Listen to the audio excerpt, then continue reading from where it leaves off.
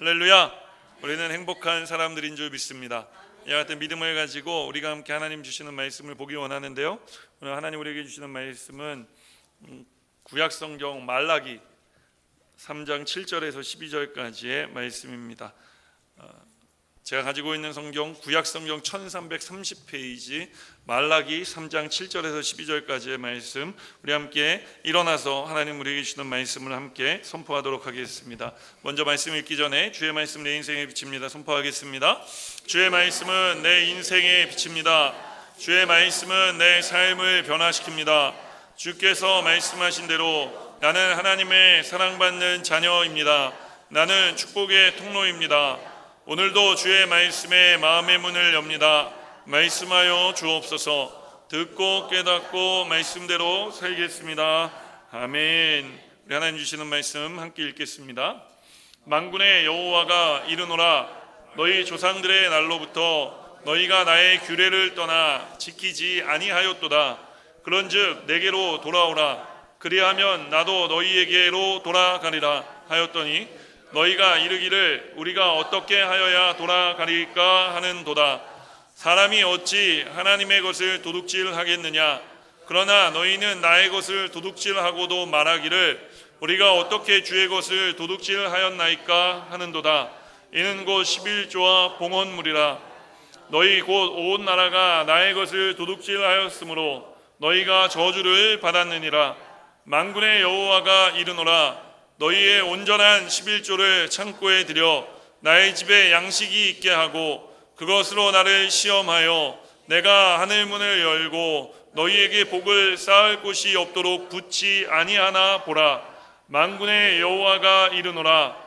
내가 너희를 위하여 메뚜기를 금하여 너희 토지 소산을 먹어 없애지 못하게 하며 너희 밭에 포도나무 열매가 기한 전에 떨어지지 않게 하리니 너희 땅이 아름다워짐으로 모든 이방인들이 너희를 복되다 하리라. 만군의 여호와의 말이니라. 아멘.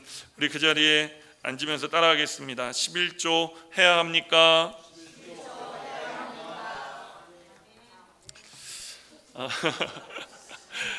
어떤 분은 아멘을 하고 어떤 분은 아휴 그런 거 앉으시네요. 사람마다 힘들어하는 일이 있습니다. 피하고 싶은 일들도 있습니다. 설교를 하는 목사에게도 이런 일이 있어요. 그런데 힘들어도 해야 될 일이 있습니다. 피하고 싶어도 피하면 안 되는 일이 있습니다. 그것이 뭐냐고 물어보신다면 저는 별로 주저없이 헌금에 대한 설교다라고 대답할 것입니다. 왜냐하면은 바로 이미 이런 제목의 설교에 상처를 받으셨던 분들이 많이 계시다는 것을 제가 알고 있기 때문입니다. 또 이 말씀은요, 그러나 그렇다고 해서 다 뭐 받아들일 수 없는 말씀이 아니라 받아들이기에 따라서 은혜가 될 수도 있다는 사실을 여러분 믿어주시기를 주님의 이름으로 축원드립니다. 제가 이민교회 처음 나와서 이제 헌금에 대한 설교를 하려고 그 원고를 다 쓴 다음에 그래도 그냥 한번 짚고 넘어가는 게 좋을 것 같아서 이전에 있었던 섬기던 교회에 우리 그 청년들에게 물어봤습니다. 해도 될까? 좀 웃기죠? 목사가 설교 원고를 다 써놓고 성도들한테 해도 될까? 이렇게 물어본 거죠. 그런데 그 돌아온 대답이 저를 굉장히 긴장시키더라고요. 뭐라고 대답이 돌아왔냐면은 이렇게 대답이 돌아왔습니다. 꼭 하셔야 돼요? 제가 얘기했습니다. 원고는 다 나왔는데 그러면 목사님 잘 하셔야 될 거예요. 그래서 오늘 잘 해보려고 합니다. 오늘도. 그런데 저만 잘하면 되는 게 아니라 여러분들도 잘해야 됩니다. 그래서 우리 옆에 분들 바라보시면서 이렇게 우리 인사하겠습니다. 듣는 귀가 은혜로워야 합니다.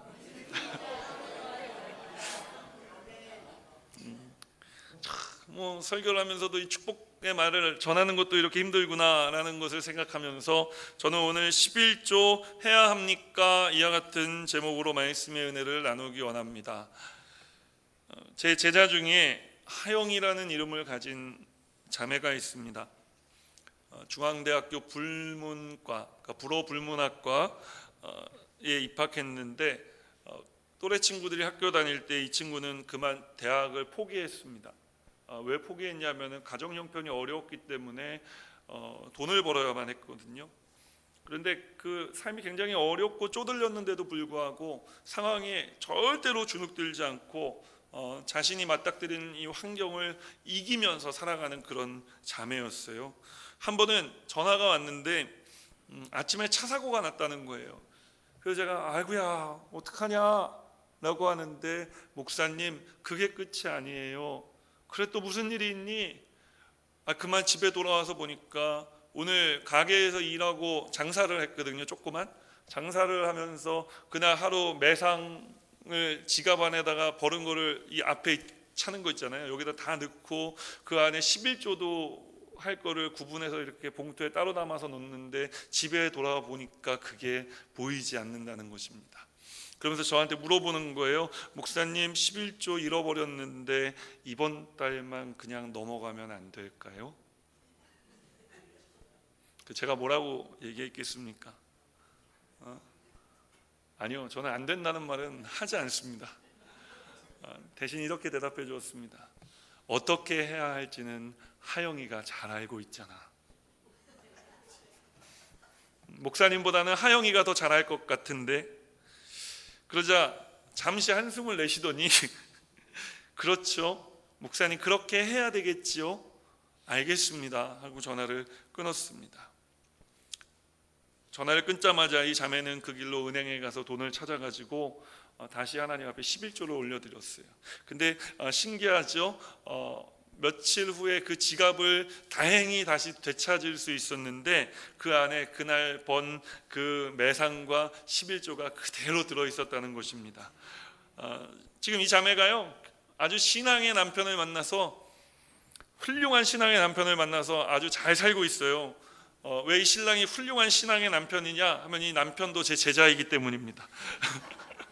둘이서 얼마나 행복하게 사는지 아주 손발이 오그라들 정도로 행복하게 살아가고 있습니다. 오늘 여러분에게도 이와 같은 은혜와 축복이 넘치도록 있게 되시기를 주님의 이름으로 축원드립니다. 어떤 분들은 11조를 이야기할 때 이렇게 이야기해요. 11조 하면 축복받는다. 그리고 또 어떤 분들은 11조 하면은 11조 하면 축복받는다?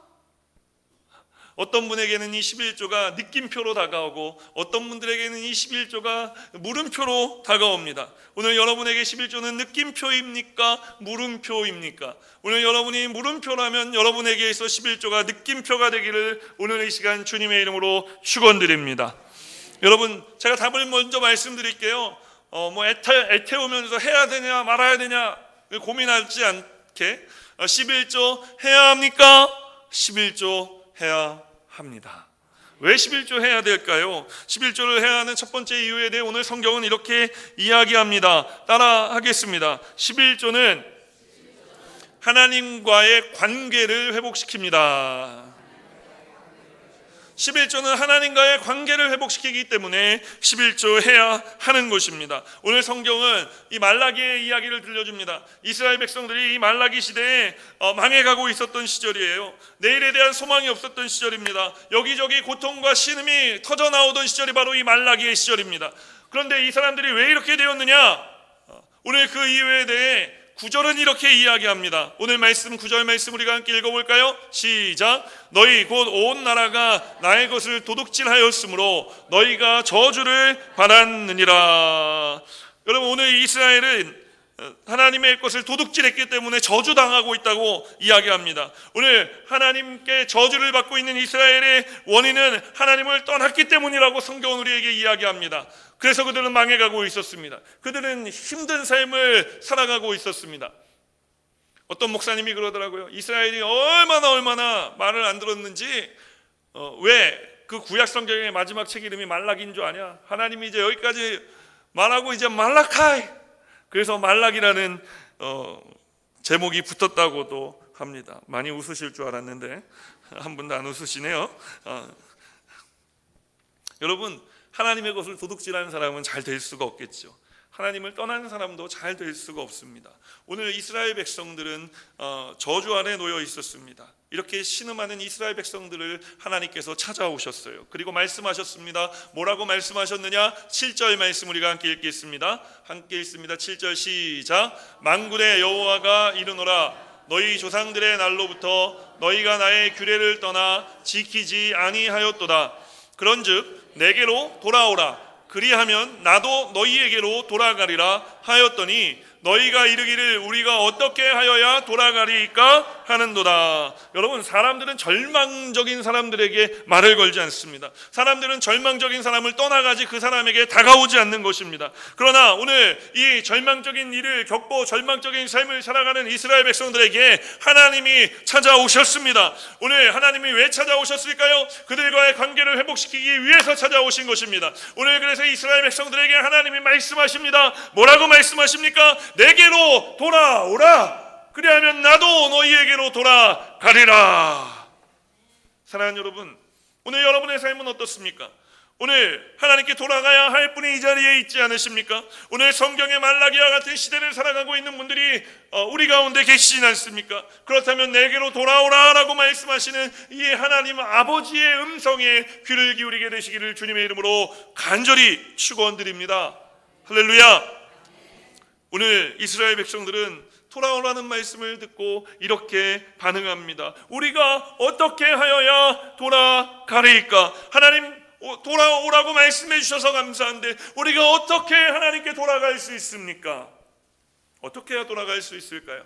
오늘 8절 말씀을 우리가 함께 읽겠습니다. 사람이 어찌 하나님의 것을 도둑질하겠느냐? 그러나 너희는 나의 것을 도둑질하고도 말하기를 우리가 어떻게 주의 것을 도둑질하였나이까 하는도다. 이는 곧 11조와 봉헌물이라. 사랑하는 여러분, 오늘 우리 인생이 하나님과의 그 관계를 회복하기 위해서는요, 우리가 하나님께로 돌아가야 하는데 어떻게 돌아갈 수 있다고요? 11조와 봉헌물, 헌금을 회복해야 돌아갈 수 있다 라고 말씀하고 있습니다. 그렇다면 하나님께서는 왜 하필이면 다른 많은 것들이 있을 텐데요 11조와 헌금을 회복하라 라고 말씀하고 계시는 것일까요? 감리교 운동을 시작한 요한 웨슬레 목사님이 이런 말을 우리에게 남겨주었습니다. 나는 지갑이 회개하지 않은 사람의 회개를 믿지 않는다. 지갑이 회개하지 않으면 회개한 것이 아니다라는 것입니다. 무슨 말입니까? 어떤 성도가 하나님과의 올바른 관계를 맺고 살아가려면 헌금 생활에 변화가 있어야 한다는 것입니다. 크리스찬 유머 중에 이런 이야기가 있습니다. 어떤 사람이 침례를 받게 되었어요. 목사님이 아무리 기다려도 이 사람이 근데 들어오질 않는 겁니다. 그래서 목사님이 물속에서 기다리다 아니 형제님 빨리 들어오세요. 왜 안 들어오십니까? 그랬더니 그분이 엉거주춤 서서 목사님을 향해 이렇게 외칩니다. 목사님, 제가 실수로 지갑을 빼놓고 오는 것을 잊었습니다. 지갑이 지금 제 뒷주머니에 있어서 들어갈 수가 없어요. 그러자 목사님이 이렇게 이야기했다고 합니다. 어서 들어오십시오. 지갑도 침례를 받아야 합니다. 예수님께서 마태복음 6장 21절을 통해 우리에게 이렇게 말씀하셨습니다. 우리가 함께 고백하겠습니다. 내 보물 있는 그곳에는 내 마음도 있느니라. 제가 한번 새가족 훈련을 담당했던 적이 있는데 이 11조와 헌금에 대한 챕터를 하고 난 연후에 어떤 나이 지긋하신 한 어르신이 새가족으로 오셨는데 그분이 저를 향해 이렇게 말씀하십니다. 어이 젊은 양반. 그래서 내가 속으로 목사인데 어이 젊은 양반. 네 어르신. 그랬더니 하나님이 이 온 세상을 다 지으셨다며? 네, 맞습니다. 이 온 세상이 다 당신 거라며? 예, 맞습니다. 그런데 쪼잔하게 우리한테 삥을 뜯나? 이러시더라고요.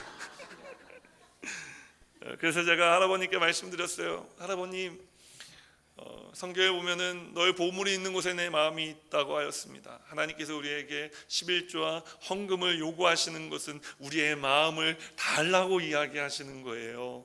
그러니까 하나님이 돈이 없어서 달라고 그러시는 거 절대 아닙니다. 하나님은 다 어디서든지 다 조달하실 수 있어요.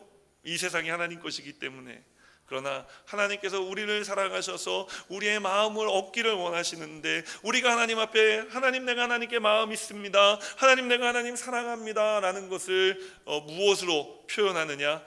물질이 있는 곳에 마음이 있다 하였기 때문에 우리가 하나님 앞에 물질을 드리는 것입니다. 절대 하나님을 오해하지 마세요. 여러분, 마찬가지로 오늘 말라기 선지자를 통해 하나님께서 11조의 회복을 말씀하시는 이유는 그것이 하나님과 우리 사이의 관계의 회복의 출발을 의미하기 때문입니다.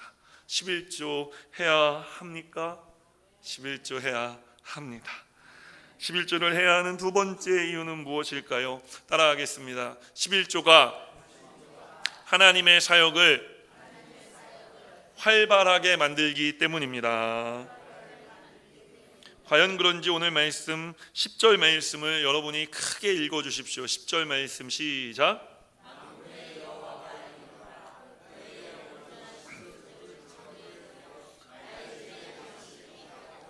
그것으로 나를 시험하여 내가 하늘의 문을 열고 너희에게 복을 쌓을 곳이 없도록 붙지 아니하나 보라.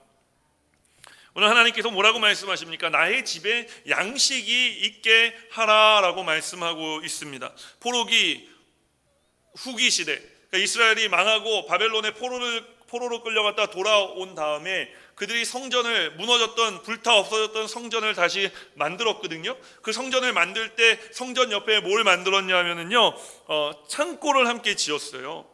그리고 그 안에 항아리들을 들여놓아서 성도들이 낸 헌금을 잘 모아두었다가 하나님의 사역을 위해 필요할 때 그 물질을 풀어서 사용했다고 성경은 이야기합니다. 느헤미야 13장 5절은 우리에게 이렇게 이야기하고 있는데요, 우리가 함께 읽어볼까요? 도비아를 위하여 한 큰 방을 만들었으니 그 방은 원래 소재물과 유향과 그릇과 또 레위 사람들과 노래하는 자들과 문지기들에게 11조로 주는 곡물과 새 포도주와 기름과 또 제사장들에게 주는 거제물을 드는 곳이라. 그러니까 도비아라고 하는 느헤미야 시대에 보면 도비아라고 하는 사람을 위해 큰 방을 만들어 주었는데 그 방의 원래 용도가 무엇이었느냐 하면은 11조를 쌓아두는 창고였다라는 것입니다.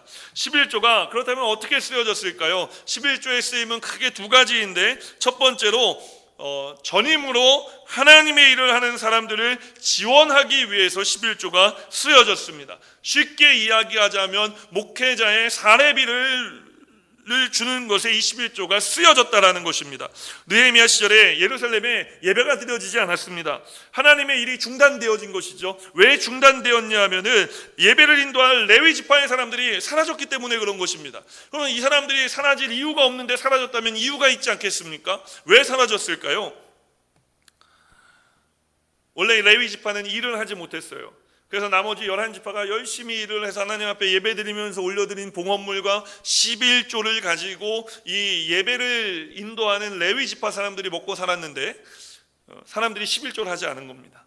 사람들이 헌금을 하지 않은 것입니다. 그러니까 레위 사람들도 어떻게 했겠습니까? 먹고 살기 위해서 교회를 버리고 생활을 전선으로 뛰어들어간 것입니다. 사랑하는 여러분, 하나님의 사역자를 돕는 것이 하나님의 일을 하는 것인 줄 믿으시기를 주님의 이름으로 축원드립니다. 또 하나, 11조의 중요한 용도는 따라합니다. 구제 사역. 구제 사역을 위해서 이 11조가 쓰여졌습니다. 신명기 14장 28절로 29절 말씀을 보면 이렇게 말씀합니다. 매 3년 끝에, 함께 읽습니다. 매 3년 끝에 그의 소산의 10분의 1을 다하내어 내 성읍에 저축하여 너희 중에 분깃이나 기업이 없는 레위인과 내 성중에 거류하는 객과 및 고아와 과부들이 와서 먹고 배부르게 하라. 예, 또 있죠. 그리하면 내 하나님 여호와께서 내 손으로 하는 범사에 내게 복을 주시리라. 여러분 보십시오. 객과 고아와 과부는 어떤 사람들입니까? 사회적으로 소외된 사람들이었습니다. 그들은 구제가 필요한 사람들이었습니다. 그들은 도움이 필요한 사람들이었습니다. 11조와 헌금이 모인 성전의 창고는 하나님의 사역이 전개되도록 목회자들의 사역을 지원하고 이웃 돌보는 구제사역의 센터 역할을 했던 것입니다. 특별히 사도행전에 나오는 초대교회를 생각해 보십시오. 우리가 이 초대교회를 생각해 보면 쉽게 떠오르는, 맞물려 떠오르는 단어들이 몇 개 있는데, 흥왕했다, 요즘 말로는 번성했다, 그 수가 많아졌다라는 단어를 생각하게 되어집니다. 과연 그런지 사도행전 2장 47절 말씀을 우리가 함께 읽겠습니다. 하나님을 찬미하며 또 온 백성에게 칭송을 받으니 주께서 구원받는 사람을 날마다 더하게 하시니라. 초대교회가 이렇게 날마다 주를 믿는 사람들의 수가 더해질 수 있었던 이유는 무엇 때문이었습니까? 사도행전 2장 44절로 46절은 이렇게 이야기하는데, 우리가 또 함께 읽어볼게요. 믿는 사람들이 다 함께 있어 모든 물건을 서로 통용하고 또 재산과 소유를 팔아 각 사람의 필요를 따라 나누어 주며 날마다 마음을 같이하여 성전에 모이기를 힘쓰고 집에서 떡을 떼며 기쁨과 순전한 마음으로 음식을 먹었다라는 것입니다. 또 사도행전 9장 31절에 보면, 그래서 교회가 어떻게 되었느냐 함께 읽어볼까요? 그리하여 온 유대와 갈릴리와 사마리아 교회가 평안하여 든든히 서가고 주를 경외함과 성령의 위로로 진행하여 수가 더 많아지니라.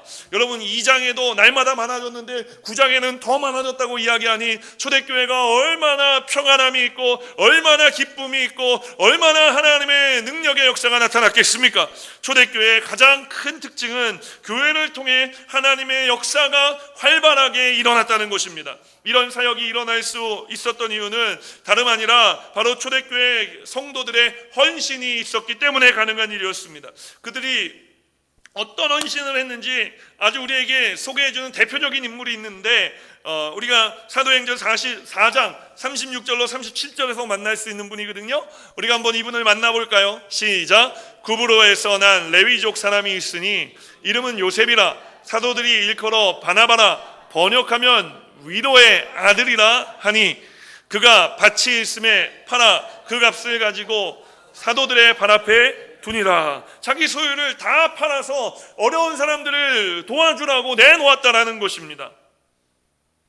초대교회는 거침없이 선교와 구제사역을 펼쳐나갔던 교회였습니다. 그것이 많은 사람들의 가슴을 울린 거예요. 그래서 마침내 그들을 통해 수많은 사람들이 하나님께로 돌아올 수 있게 되었던 것입니다. 사도행전의 그리스도인들의 11조는, 이 헌신은요 11조를 넘어서는 헌신이었습니다. 초대교회 문서에 보면 이런 글이 전해져 내려와요. 율법에 따라 11조를 드리는 것은 당연한 성도의 의무이다. 그러나 11조 이상을 드리는 것은 은혜 받은 성도들의 특권이다.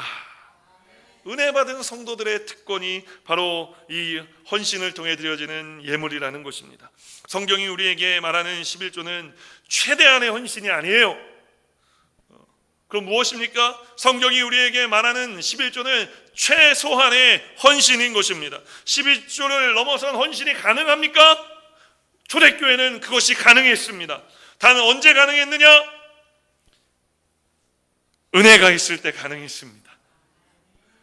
여러분, 우리 교회는 은혜가 넘치는 교회가 되어지고 있는 줄 믿습니다. 그럼 은혜는 어떤 사람들이 받느냐? 성령 충만한 사람들이 받는 것입니다. 초대교회는 여러분, 오순절 날 마가다락방에 성령이 임하는 것으로 시작된 것이 바로 초대교회입니다. 그러니 초대교회 모든 성도들에게 가장 중요한 것은 성령 충만함 받는 것이었고, 성령 충만한 사람들이 하나님의 말씀을 들을 때 그 말씀이 살아있는 하나님의 말씀이 되어 내 가슴에 울려 그것이 은혜가 되어지는 것입니다. 그러니 주의 일을 꿈꾸게 되고 주의 일을 하게 되고, 여러분, 주님의 사역이 활발해지기 시작했고, 그 소식을 들은 많은 믿지 않는 사람들이 주께 돌아오게 되는 역사가 일어났던 것입니다. 우리 순복음중앙교회를 제가 목회하면서 참 감사한 것은, 우리가 모일 때마다 그 어느 곳에서든지 그곳에 하나님의 은혜를 사모하는 사람들이 있다는 거예요. 제가 이전 교회 사역을 할 때 처음에 그 임지에 갔을 때 우리 교회랑 별로 다르지 않은 상황이었어요. 담임 목사 사례비를 줄 수 없는 상황이었습니다.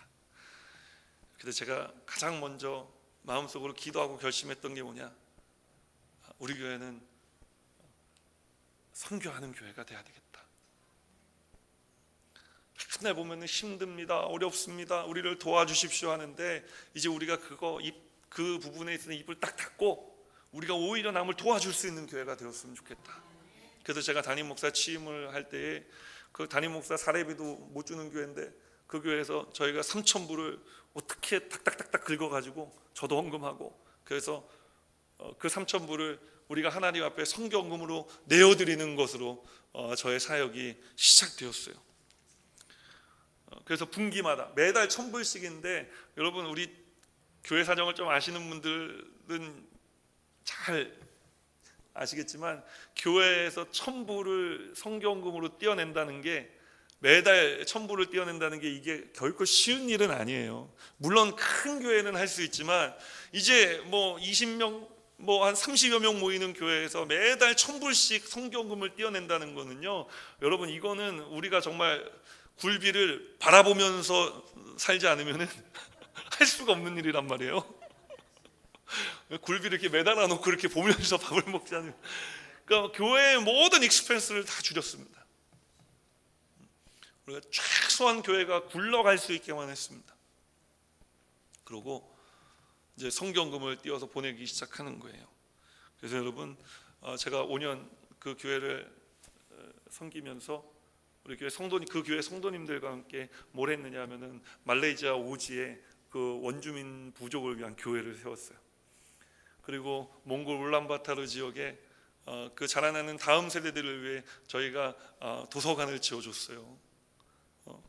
그리고 동유럽에 있는 카자흐스탄에 있는 선교사님이 생활이 너무 어렵다 그래서 우리가 그분 생활을 지원하기 위해 또 생활비를 조금씩 보내드렸고요.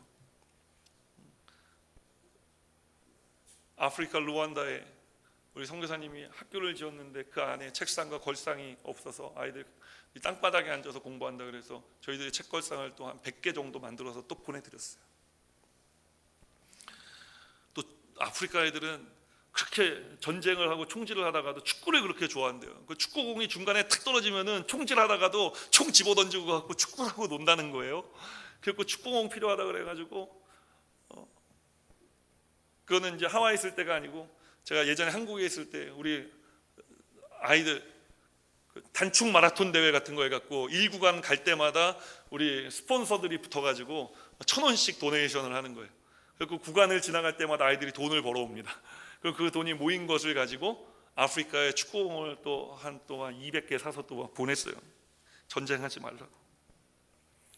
그렇게 선교만 한 게 아니에요.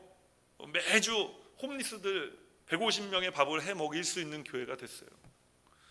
그게 말이 150명이지 150명분 밥을 매주 교회에서 점심 식사 끝난 다음에 해서 그거를 싣고 나가서 퍼주고 한다고 생각해 보십시오. 제가 일주일에 한 번씩 푸드뱅크에 가는데요, 저희 교회에서 그 타코마 트럭 있잖아요. 타코마 트럭으로 하나 가득 짐을 싣고 일주일에 한 번, 많게는 2번씩 오는데, 그게 상가 건물 2층 구석에 있고 그런 교회였잖아요. 제가 있던 데가. 그걸 누가 옮겼겠어요? 제가 옮겼어요. 감자 푸대자로 막 이만한 거 그 어깨에다 이고, 쌀 푸대 막 20kg 막 이런 거 막 10푸대 막 옮기고요, 매주 5년 동안. 왜 그렇게 했겠습니까? 그게 교회가 해야 될 일이기 때문에 그렇게 한 것입니다. 그 돈을 쓰면은 돈이 없어져야 되잖아요. 그 돈을 쓰면은 돈이 없어져야 되는데 돈이 자꾸 들어와, 어디서? 아니 그러니까 이제 뭐 이 돈을 어디다 써야 될까 맨날 돈 쓸 궁리만 하고 있는 거예요, 저는. 여러분, 돈이 없어서 손을 쪽쪽 빠는 거는 좀 슬픈 일이지만 돈을 어디다 쓸까 고민하는 것은 항상 기분 좋은 일 아닙니까? 아니 그래서 이제 막 애들 장학금도 막 주고 돈이 자꾸 남으니까 그걸 다 써서 없애야 되니까 그것도 쓰면은 쓸수록 더 생기는 거예요. 그리고 그 교회가 창립 14주년이 되었을 때 저희가 이제 14년 동안 돈을 보내는 교회의 역할을 했다면 14년째 이제 선교팀을 내보냈어요. 그날 그 교회 권사님들이 다 교회 오셔서 얼마나 눈물을 흘리셨는지 몰라요. 눈물 흘리시면서 저한테 이렇게 고백하더라고요. 목사님, 이제 우리 교회가 돈만 보내는 교회가 아니라 드디어 사람을 키워서 내보낼 수 있는 교회가 된 것이 얼마나 감사합니까? 여러분, 그 교회는 저를 비롯해 교육자들의 사역을 충분히 지원하고도 남는 교회가 되었을 뿐만 아니라 그렇게 퍼주고도 재정이 남는 교회가 하나님이 되게 해주신 것입니다. 어떤 분이 저한테 물어봅니다. 아니 그렇게 힘든 교회가 그런 사역을 어떻게 감당할 수 있었어요, 목사님? 그 교회가 그렇게 될 수 있었던 비결이 무엇입니까? 저한테 물어보는 사람들이 많이 있습니다. 그래서 제가 그렇게 물어보는 분들에게 늘 한결같이 이렇게 대답합니다. 하나님이 기뻐하시는 일을 하세요. 선교하세요. 구제하십시오. 하나님이 채우십니다. 여러분, 우리 순복음 중앙교회 제가 와서도 제가 별로 재정이나 이런 거 관여 안 합니다.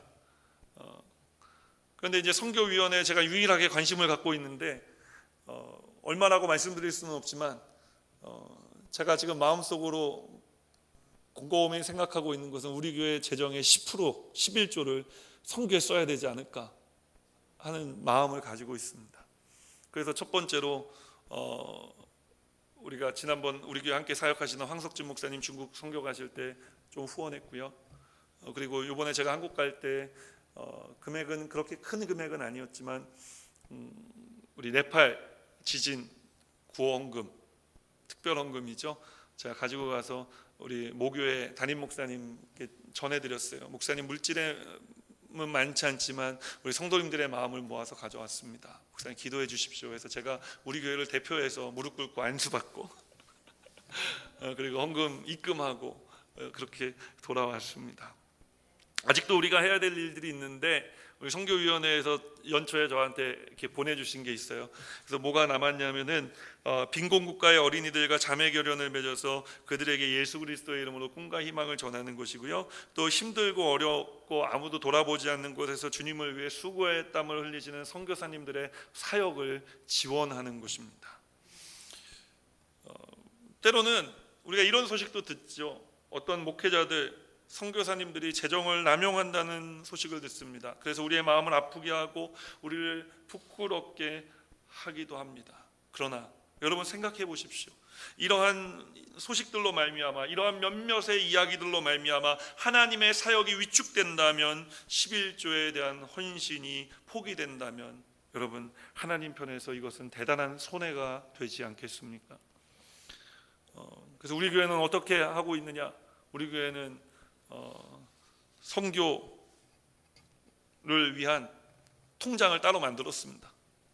그래서 여러분들이 선교헌금 하시는 것은 선교 통장에, 선교헌금을 모아두는 통장에 그대로 들어가서 그 헌금은 선교를 위해 100% 쓰여지도록 해 놓았습니다. 물론 우리가 그전에도 그랬지만 좀 더 갖추기 위해서 더 그렇게 한 것입니다. 어떤 분은 또 저한테 이렇게 예전에 교회에 있을 때 그렇게 물어봐요. 목사님, 우리 교회 건축해야 되는데 좀 교회 건축한 다음에 선교하면 안 됩니까? 들어오는 돈마다 담임 목사가 막 쓰기 바쁘니까 어떤 분이 그 불만을 가지고 우리 교회 건축해야 되는데 목사님 좀 돈을 한 푼이라도 모으고 교회 건축한 다음에 그 다음에 선교하면 안 됩니까? 그래서 제가 그런 분들한테 이야기합니다. 교회 건축도 중요합니다. 그런데 교회가 건물을 갖는 것보다 더 중요한 게 교회의 기능을 하는 것입니다. 그것이 무엇이냐? 선교하는 것이고 구제하는 것이고 우리 이웃의 어려운 사람들을 돌아보는 일입니다. 죄송합니다. 선교가 더 중요합니다. 구제가 더 중요합니다. 전도가 더 중요합니다. 왜냐하면 선교가, 구제가, 전도가 없는 교회는 더 이상 교회라고 말할 수 없기 때문에 그렇습니다. 감사한 것은요, 그렇게 했음에도 불구하고 사람들이 그렇게 우려했음에도 불구하고 제가 이전에 섬기던 교회는 이미 몇 차례 말씀드린 것처럼 아주 좋은 곳에 하나님께서 새로운 성전을 마련해 주셨습니다. 저는 우리 순복음 중앙교회에서 이런 기도를 하고 있습니다. 하나님, 우리 순복음 중앙교회가 교회다운 교회가 되게 해주셔서 참 감사합니다. 하나님 뜻대로 물질을 사용할 수 있는 교회가 되게 하여 주셔서 감사합니다. 여러분이 드리는 11조가, 헌금이 하나님의 사역을 활발하게 하고 흥왕하게 하고 기적을 만들어낸다는 것을 믿으시기를 주님의 이름으로 축원드립니다. 우리 한번 인사할까요? 옆에 분들과 함께 인사할 때 이렇게 인사할게요. 하나님의 기적은 계속됩니다. 여러분 누구를 통해 계속됩니까? 저를 보고 따라하겠습니다. 나를 통해서. 나를 통해서 계속되어지는 줄 믿습니다. 11조를 해야 하는 세 번째 이유 우리가 함께 살펴보겠습니다. 따라합니다. 11조는 하나님의 축복을 시험하기 때문입니다. 오늘 10절 말씀 하반부에 보면은 하나님께서 너희가 나를 시험하여 내가 하늘의 문을 열고 너희에게 복을 쌓을 곳이 없도록 붙지 아니하나 보라 말씀하십니다. 우리가 하나님을 시험할 수 있는 유일한 것이 있다면 그것은 바로 11조예요. 11조로 하나님을 시험하십시오. 아니 시험해도 돼요. 말씀이 그러니까. 다시 한번 해드릴게요. 주여 이렇게 좀 다시 하겠습니다. 11조로 하나님을 시험하십시오. 그러면 하나님께서 하늘의 문을 열고 여러분에게 복을 쌓을 곳이 없게 부어 주실 것입니다. 그런데 여기 문제가 있습니다. 말씀은 말씀이니까 아멘은 했는데 내가 하나님을 시험할 수 있을까? 그것이 부담스럽습니다. 꼭 그렇게까지 해야 되나? 안타깝습니다. 좀 내 돈이 그래도 드리기가 하나님 시험하면은 주실까? 이런 쿼테이션을 가지고 계신 분들은 좀 아직도 물질이 아까운 것 같습니다. 제가 예전에 한번 우리 그런 얘기 나눴잖아요. 한 무더운 여름에 어린아이가 일찍 일어나서 교회 가려고 준비를 하니까 엄마가 너무 예뻐가지고 한쪽 손에 500원을 쥐어주면서 이것은 교회 가다가 아이스크림 사 먹어라, 너무 예쁘다. 그리고 또 한쪽 손에 500원짜리 동전을 쥐어주면서 가서 이것은 꼭 하나님께 헌금을 해라. 근데 이 아이가 너무 엄마가 돈을 주니까 좋아가지고 막 이렇게 뛰면서 교회를 가다가 그만 돌부리에 걸려 넘어지지 않았습니까? 그래서 한쪽 손에 탁 쥐고 있었던 헌금을 그 돈을 놓쳤어요. 그 동전이 때로르르 굴러가지고 하수구에 빠졌네. 그 아이가 그 자신의 한쪽 빈 손을 한참 쳐다보다가 이렇게 말했다고 합니다. 헌금 빠졌네. 내 손에 쥐고 있는 물질은 내 것이라고 생각하기 때문에 그것을 내놓아야 할 때 굉장히 아깝습니다. 여러분 사실 저도 아까울 때가 있어요. 제가 한국에서 사역할 때는 보통 보면 목회자들이 대접 받잖아요. 그래서 저는 대접을 받아본 적이 별로 없어요. 저의 홀딩 사역은 다 대접하는 사역이었습니다. 어떤 분들이 제 입이 후지다고 욕해요. 목사님 뭐 먹고 싶어요? 전 떡볶이요. 목사님 뭐 먹고 싶어요? 라면이요. 뭐 먹고 싶어요? 순대요.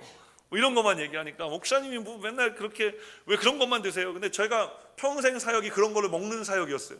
뭐 좀 고급지면은 짜장면, 거기서 한 단계 또 올라가면은 피자, 뭐 이런 정도 선에서 저의 이 식성은 머물러 있습니다. 근데 제가 한국에 사역할 때 학교 사역을 했는데 아이들 고등학교에 점심을 사들고 찾아가는 거예요. 왜냐하면 예배를 드리면 점심을 못 먹기 때문에 예배 드리러 오는 애들을 위해서 점심을 사가는 거예요. 그래서 제 별명이 한때 크리스피 도넛이라고 아십니까? 제 별명이 크리스피 황이었어요.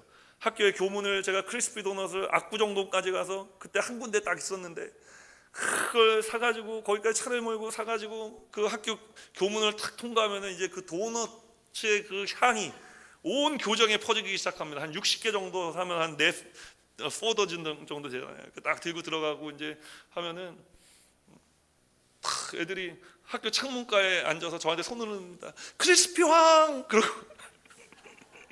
그 제 영어 이름이 자슈아인데 한때는 크리스피였던 적도 있습니다. 그렇게 돈을 쓰기 시작했습니다.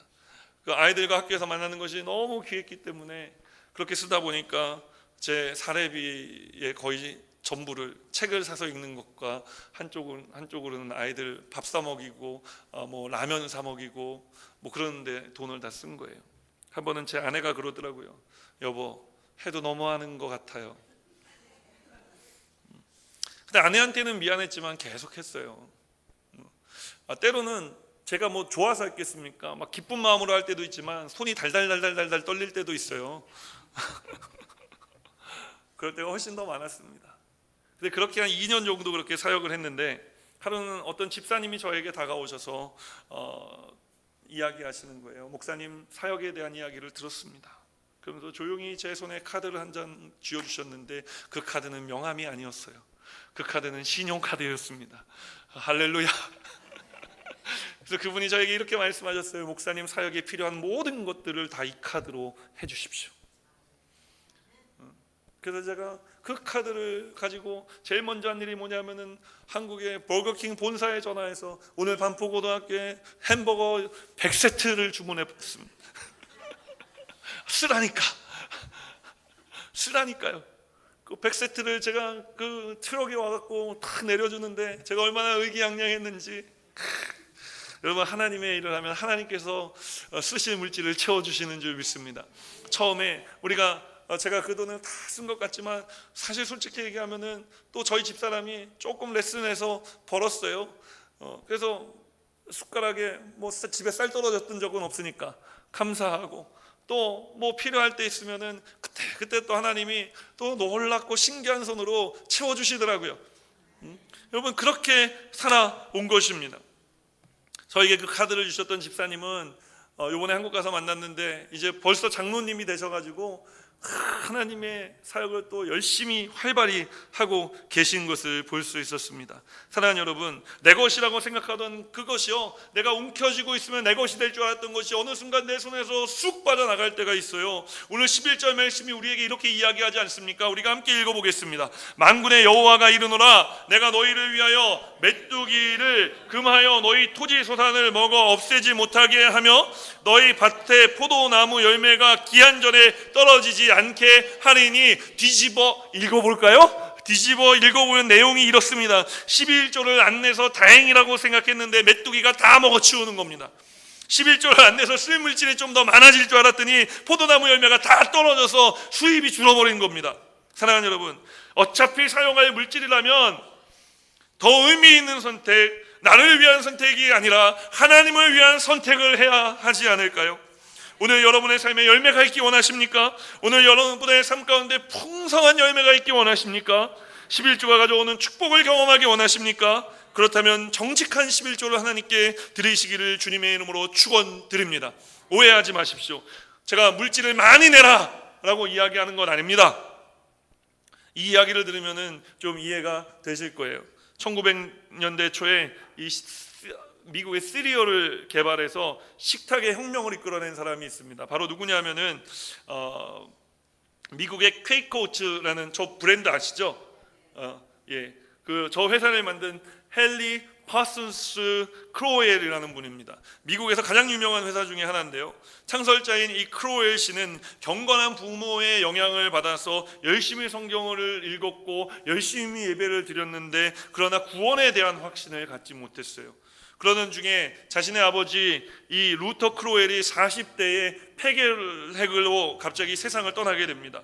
아버지의 장례식이 끝난 후에 이 크로웰 씨는 아버지의 장례식을 집도했던 호크스라는 목사님을 찾아가 신앙 상담을 하게 됩니다. 이렇게 묻습니다. 제가 천국에 가신 아버지를 다시 만날 수 있을까요? 오랜 신앙 상담 끝에 이 크로웰은 하나님을 믿기로 이제 작정을 하고 예수 그리스도를 구주로 영접한 후 지구로 돌아가 신앙생활하기 시작했습니다. 그러던 1872년 그가 고등학교를 졸업하고 이제 예일대학교 입학을 앞두고 있었을 때 그는 병원으로부터 그의 아버지를 앗아갔던 똑같은 질병인 폐결핵 진단을 받습니다. 이 당시에 폐결핵은 오늘날 완치가 불가능한 이 암과도 같은 질병이었습니다. 그는 학교를 휴학하고 요양생활을 시작합니다. 크로웰의 나이 17살 때였습니다. 그는 요양생활 중에 아버지가 꾸려가셨던 그 구두 공장에 나가서 일을 하곤 했는데 그 틈틈이도 그는 병중에 있었지만 하나님께 기도하는 생활을 게을리하지 않았습니다. 그는 종종 이렇게 기도했다고 합니다. 하나님, 제가 어떻게 살아야 합니까?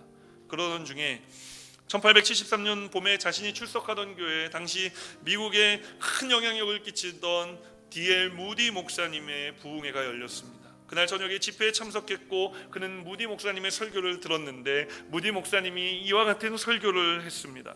하나밖에 없는 여러분의 인생을 하나님께 드리십시오.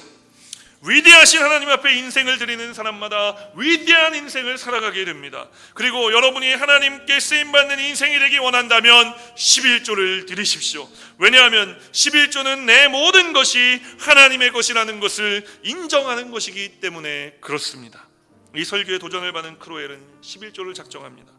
무디 목사님의 설교를 들은 크로웰은 이렇게 기도했습니다. 하나님, 제가 설교자로 하나님 앞에 헌신할 수는 없지만 사업가로서 헌신하겠습니다. 우선 11조로 시작하겠습니다. 그리고 하나님께서 계속 축복하시면 11조에 머물러 있지 않고 계속 높여가겠습니다. 하나님의 나라를 위해 물질을 쓸 줄 아는 사람이 되겠습니다.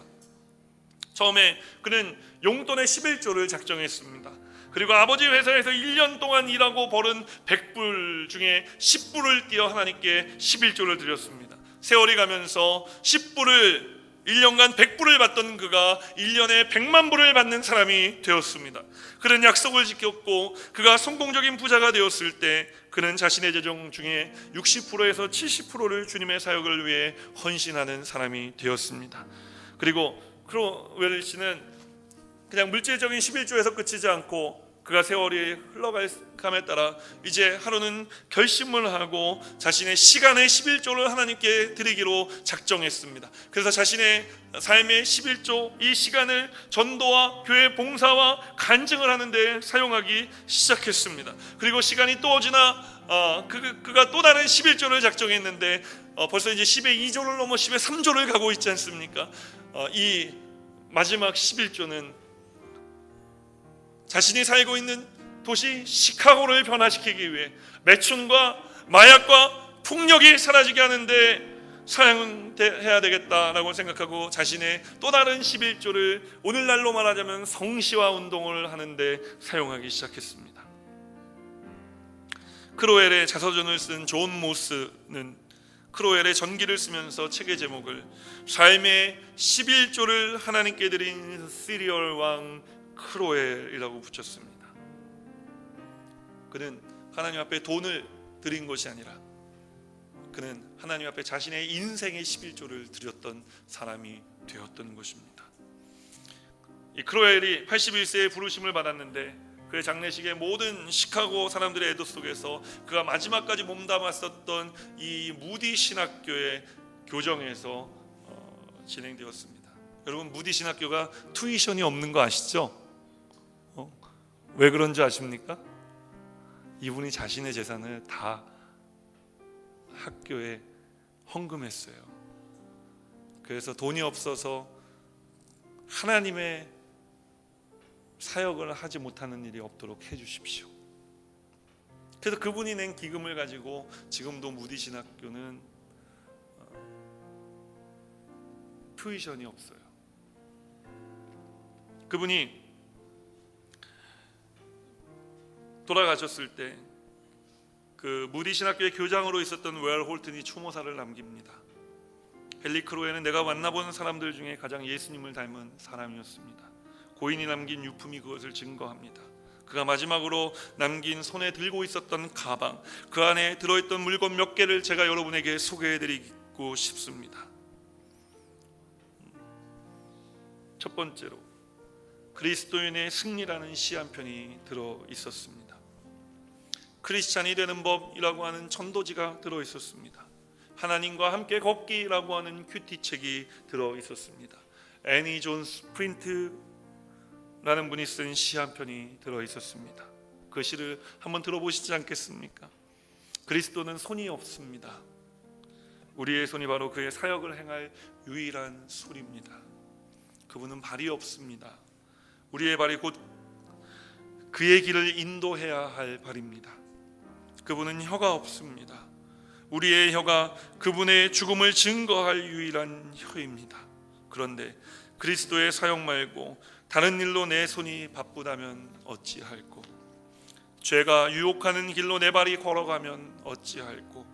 그분이 꾸짖을 수치스러운 말을 토하고 있다면 어찌할꼬? 이런 손과 이런 발과 이런 혀로 어찌 그분을 섬길 것인가? 어찌 그분의 다시 오심을 기다릴까?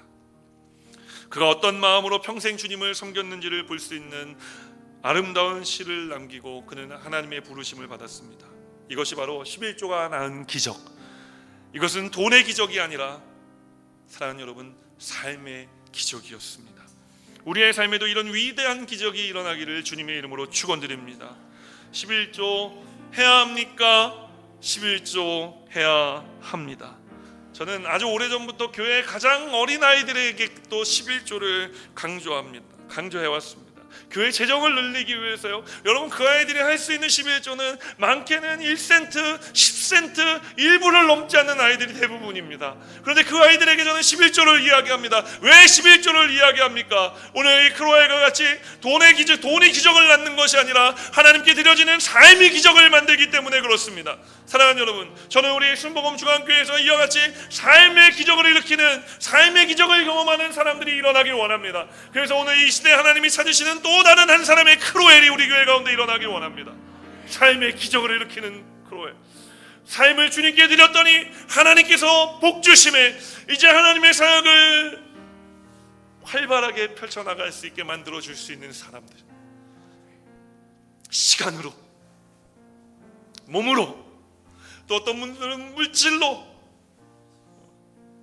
여러분, 우리가 삶의 11조를 하나님 앞에 올려드리기를 주님의 이름으로 축원드립니다. 다시 한번 마지막으로 여쭤보겠습니다. 11조 해야 합니까? 할렐루야. 사실 우리 교회는요, 제가 좀 그랬던 게 11조를 하시는 분들이 되게 많으세요. 그래서 하고 계신 분들에게는 더 큰 축복의 말씀이 되었길 바라고, 또 아직 11조를 작정하지 못하고 좀 마음 먹지 못하고 계신 분들에게는 또 귀한 신앙의 도전이 되기를 바랍니다. 우리 오늘 이 시간에 말씀을 생각하면서 함께 기도할게요. 기도하실 때 하나님 아버지, 우리의 모든 삶을 주관하시는 좋으신 주님을 믿습니다. 오늘 11조가 하나님과의 관계를 회복한다 하였습니다. 11조가 하나님의 사역을 활발하게 한다 하였습니다. 11조가 하나님의 축복을 시험해 볼 수 있다 하였습니다. 오늘 우리가 먼저 기도하는 이 예배의 시간을 통해 아버지, 우리가 이 예배를 주님께 드리고 우리의 삶을 먼저 드리며 주님 앞에 나아가기 원합니다. 주님, 우리와 동행하여 주시옵소서. 그래서 우리 헨리 크로슨, 이 크로엘과 같은 아버지 하나님, 파슨스 크로엘과 같은 사람이 아버지 우리 교회 가운데도 나오게 하여 주시옵소서. 아버지, 내가 바로 그와 같은 삶을 살아가기 원합니다. 삶의 11조를 드려 하나님 기적을 일으키는, 기적을 일구는 삶을 살아가게 하여 주시옵소서. 우리 주님 이름 간절히 세 번 부르는 후에 통성으로 기도합니다. 주여, 주여, 주여. 사랑과 은혜가 충만하신 좋으신 아버지 하나님, 은혜와 사랑에 감사드립니다. 오늘 이 아침 저희들이 주님 앞에 나와 예배합니다. 아버지 하나님, 주님 말씀을 들었습니다. 아버지 하나님, 함께하여 주시옵소서. 아버지 능력을 베풀어 주시옵소서. 아버지 하나님, 소망을 더해 주시옵소서. 아버지 축복을 더해 주시옵소서. 아버지 하나님의 기름 부으심이 넘치도록 나타나고 드러나게 하여 주시옵소서. 아버지 하나님, 우리가 아버지 돈의 아버지 11조가 아니라 아버지 물질에 우리의 마음이 함께 실려가 아버지 우리의 삶이 주님 앞에 드려지는 귀한 역사가 일어나게 하여 주시옵소서. 너의 물질이 있는 곳에, 너의 보물이 있는 곳에 너의 마음이 있다 하시지 않았습니까? 아버지, 오늘 우리가 주님 앞에 우리의 마음을 드리고 우리의 생활을 드리고 아버지 우리의 정신을 드리기 원합니다. 아버지 11조는 아버지의 정신이 아닙니까? 하나님, 나를 사랑하여 주신 그 사랑에 우리가 응답하는 아버지 그 부르심의 응답이 아니겠습니까? 아버지 하나님, 우리가 이 11조를 아버지 또 11조 위에 아버지 오늘 초대교회에 일어났더니 놀라운 아버지 11조를 넘어선 헌신이 우리 교회 가운데 있게 하여 주시는 것 감사합니다. 아버지, 우리가 주님께 드릴수록, 주님께 쓸수록 아버지 하나님, 우리 교회 아버지 더 흥왕케 하시는 하나님의 능력의 역사가 나타나고 드러나게 하여 주시옵소서. 주님이 우리와 함께 하심을 감사드리며 예수 그리스도 이름으로 기도합니다.